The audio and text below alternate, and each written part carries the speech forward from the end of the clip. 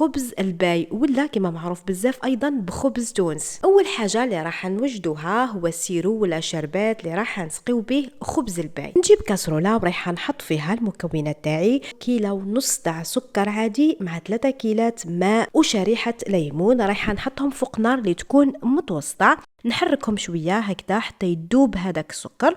وبعد ما يبدا يغلي الخليط تاعي راح نحسب له 15 دقيقه، من بعد راح نطفي عليه النار ونبداو على بركه الله في الريسيبيون. راح نحط البيض تاعي اللي يكون بدرجه حراره المطبخ، نضيف عليه السكر العادي وراح نضربهم بالمضرب الكهربائي على سرعه عاليه حتى يتضاعف حجم الخليط تاعي. هنايا ضربتهم حوالي 4 دقائق. هنايا كما راكم تشوفوا بعد ما تخلط مليح السكر والبيض وتضاعف حجمهم، رايحه نجي هنايا ونضيف هذاك الكاس الا ربع تاع الزبده اللي تكون دايبه وبارده، ونضيف تاني هنايا ماء الزهر كما قلت لكم حوالي 3 ملاعق كبيره. يعني هنايا الخبز البي تاعي راح نكهو بماء الزهر، ونزيد نضرب شويه حتى يتجانسوا. من بعد راح نضيف الكاس الا ربع تاع المكسرات. هنا اذا حبيتوا حاجه بنينه اعملوه باللوز ولا ثاني بالكاوكاو يجي بزاف بنين. ونزيد ايضا هذوك الملعقتين كبار تاع لانوات كوكو. هنا اللي ما يحبش الكو تاع لانوات كوكو يقدر يتخلى عليه، لكن ماهوش راح يجي بان.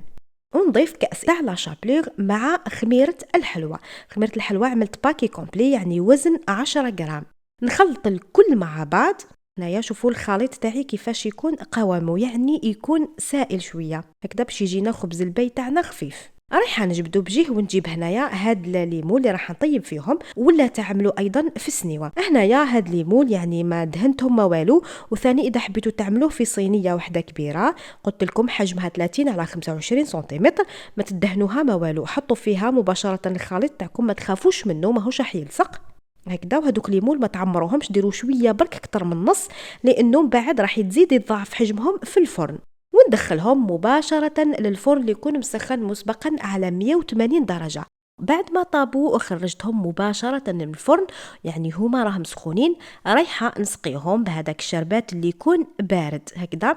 هنايا ما تكتروا لهمش بزاف يعني، واذا حبيتوا يكونوا معسلين بزاف يعني كل واحد وهو حر يعني واش يحب ياكل، لكن انا ما نفضلش اني نسقيهم بزاف ونسقيوهم بشويه يعني ضيفوا شويه، من بعد عاودوا ورجعوا لهم هكذا باش يتشرب على خاطره. من بعد راح نجبدهم بجيه ونخليهم يتشربوا ويبردوا على خاطرهم. كل وين تخليوهم مليح كل راح يتشربوا مليح هذاك الشربات ويجيونا معسلين وبنان. بعد ما برد خبز البي تاعي رايحه نجي هنايا ونحطهم ولا نقدمهم. انا حبيت نقدمهم بهذه الطريقه، نتوما تقدروا تقدموهم في هذا الليمون ولا لي غامكا، لكن انا يعني قلبتهم هكذا بهذه الطريقه ونزينوهم. واكيد التزيين يبقى حسب الذوق وحسب واش متوفر عندكم.